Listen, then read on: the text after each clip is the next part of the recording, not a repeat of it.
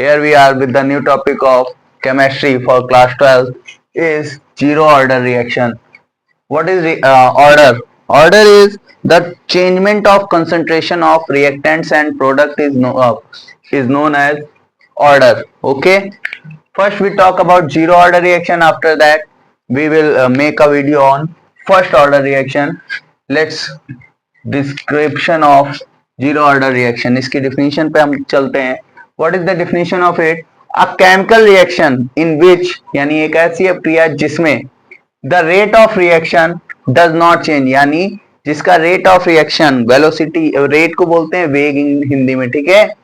Rate of reaction यानी अभिक्रिया की दर जो है वो कभी चेंज नहीं होती है, चाहे उनके कंसंट्रेशन बढ़ रहा हो, उनका कंसंट्रेशन यानी सांद्रता बेटे बढ़ रही हो, या डिक्रीज यानी घट रही हो. ठीक है, यानी इसकी डिफिनीशन हो गई, अ chemical reaction in which the rate of reaction does not change when the concentration of reactants यानी अभिकारक ग्रोज और डिक्रीजेस. ओके, चलिए इस पर हम इसका आपको मैथमेटिकल प्रूफ भी करके दिखाते हैं, साथ ही इसकी हाफ टाइम रिएक्शन भी करेंगे हम लोग. ठीक है, चलिए पहले इसकी बात करते हैं.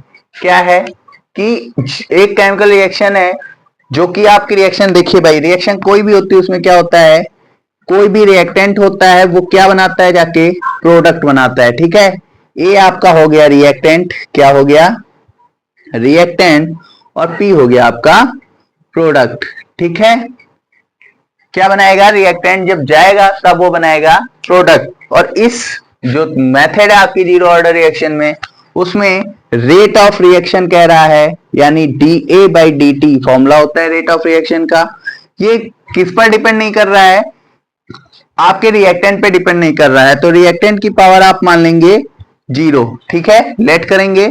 अब देखिए इसके आगे सॉल्व करते हैं इसको, तो क्या हो जाएगा कि minus dA by dt equal to हो जाएगा, इक्वल टू क्या होगा भाई, प्रोपोर्शनल हटा तो एक कांस्टेंट आएगा k, फिर हो जाएगा ए नॉट, ए की पावर जीरो. एक किसी भी चीज की पावर अगर जीरो होती है तो वैल्यू क्या होती है, वन.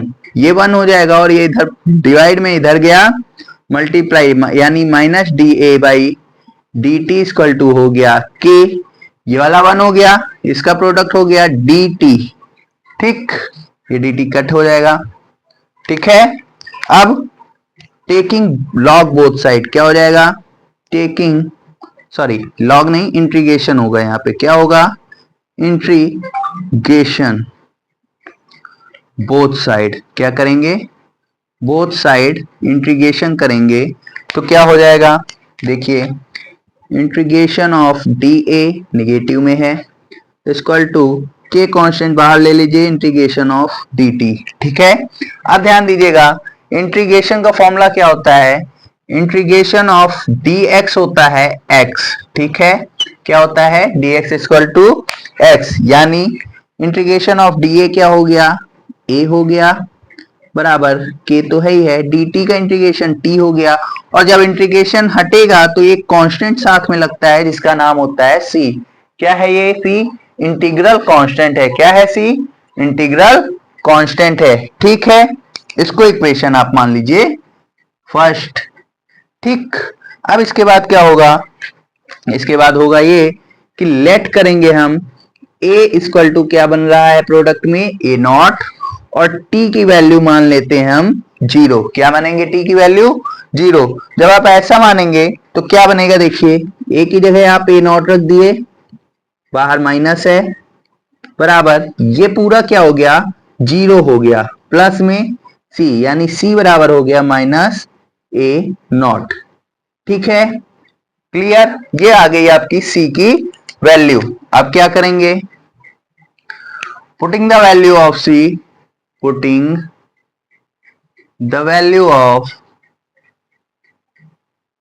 c इन इक्वेशन, किस में रखेंगे, फर्स्ट में. ठीक है, एक ही इक्वेशन लेट की गई है, फर्स्ट में जब रखेंगे आप तो c के प्लेस में चेंज करना, बाकी वही लिखेंगे, यानी माइनस ए इक्वल टू के टी, और प्लस माइनस माइनस हो गया, c की जगह रखना क्या है, ए नॉट. ठीक, के टी को आप एक ही जगह रखेंगे, ये माइनस का इधर गया प्लस फिर माइनस ए। क्लियर? के बराबर क्या हो जाएगा, बन जाएगा 1/t, ब्रैकेट में आपके पास है ए नॉट माइनस ए। आप इसको इस तरह लिख सकते हैं या और में के इक्वल टू लिख सकते हैं A naught minus A by T. ठीक है, ये दोनों आपके हो गए जीरो ऑर्डर रिएक्शन के फॉर्मूले।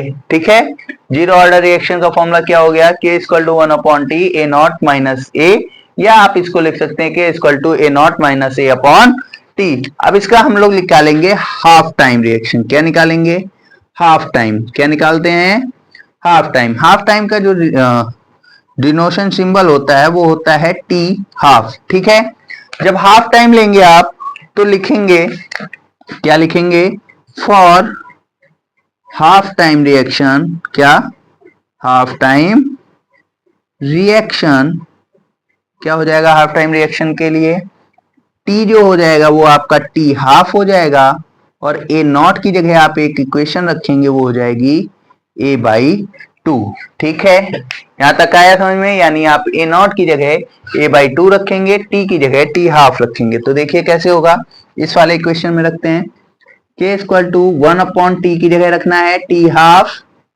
ए नॉट की जगह रखना है ए बाई टू, माइनस में क्या दिया है, ए दिया है। ठीक है, टी हाफ यहाँ डिवाइड में, इधर गया मल्टीप्लाई, तो यानी टी हाफ, और के को डिस्प्लेस कर दो 1/k, और यहां हो गया a माइनस टू से इंटू 2a अपॉन 2।